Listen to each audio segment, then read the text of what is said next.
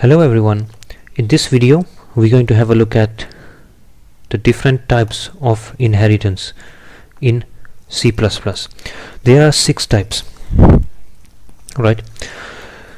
The first type is simple inheritance. That's just when you have a class like say animal, and I'm gonna say the animal, you take an animal and I'm gonna say int age is equal to 8.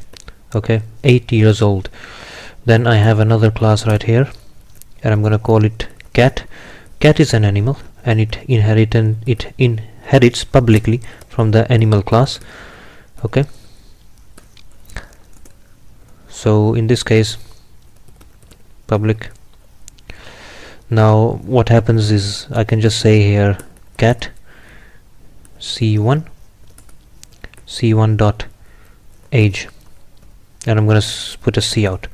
Alright, this is simple inheritance. You just have one class and it inherits from another class, from a parent class. Forgot the semicolon. Okay, if I run, it's gonna take some time to run.